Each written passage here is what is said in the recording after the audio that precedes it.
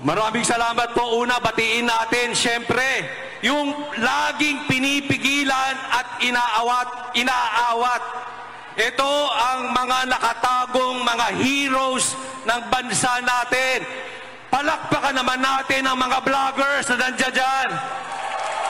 Lahat po, subscribe kayo sa kanila dahil sila ang tunay na nagbabalita ngayon. Hindi nababayaran, hindi nahahawakan sa leeg. Tama po ba o tamang-tama? So hindi ko na maisa-isa, basta nandyan yung mga vloggers, pakisubscribe po silang lahat. Dahil hindi po nakakarating ang ibang balita sa mainstream. So kailangan po natin ang mga vloggers. Practice lang po. Kibuloy! Stop. Ngayon naman, Duterte. Duterte! Duterte! Duterte! Stop. Ngayon, practicein natin, ha? Kibuloy, Duterte, Kibuloy, Duterte. Okay po ba? Ay, mahina. Isa pa, okay po ba? Kibuloy, Duterte, Kibuloy, Duterte. Stop. Okay? Sino po ang hindi ngiwi? Kibuloy, Duterte. Ulit. Sino ang siguradong hindi adik? Kibuloy, Duterte. Kibuloy, Duterte. Kibuloy, Duterte. Stop.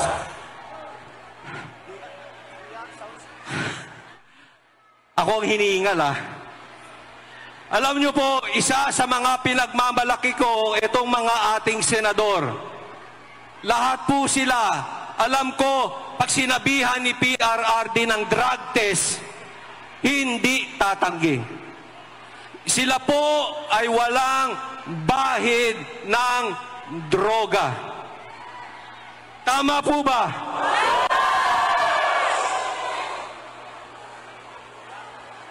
Sino ang walang bahid ng korupsyon? Kibuloy, Duterte. Kibuloy, Duterte. Kibuloy, Duterte. Alam nyo po, isa yan sa programa ni Pastor Kibuloy. Ihihinto ang korupsyon. Si Pastor Kibuloy, walang bahid ng korupsyon. Kaya po pwedeng magsalita laban sa korupsyon. Tama?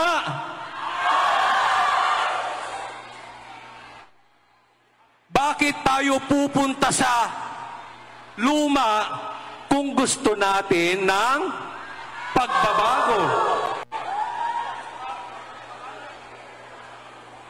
Sino dito sa mga senators na to? Sino dito ang ngiwi?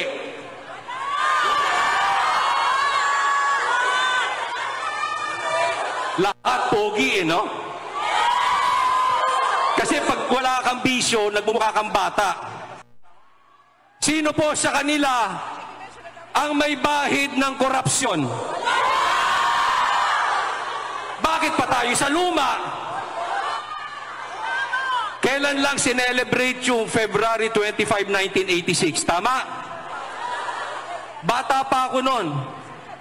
Ngayon matanda na ako. May nangyari ba sa Pilipinas? Sa totoo lang. Lalo pa nga tayo humirap eh. Napag-iwanan na tayo. Tapos, ang ipagmamalaki nila ay yung credentials ng apelyido ng mga senador. Eh, anong nagawa nila?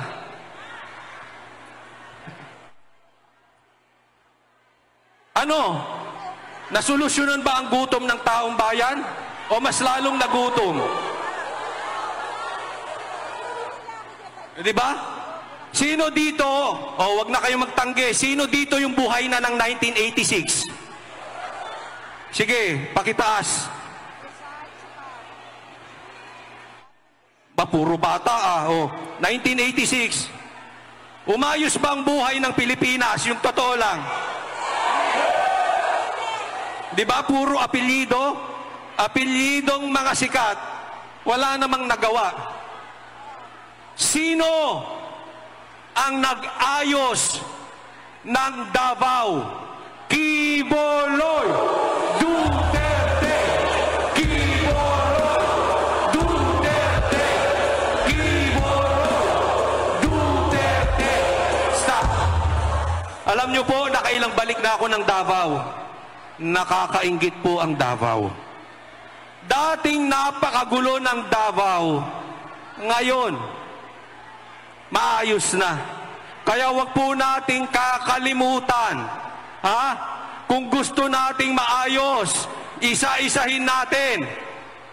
Jimmy Bondoc, De La Rosa, Bato de la Rosa, Bongo, Attorney J.V. Hinlo, Attorney Raul Lambino, Congressman Rodante Marcoleta,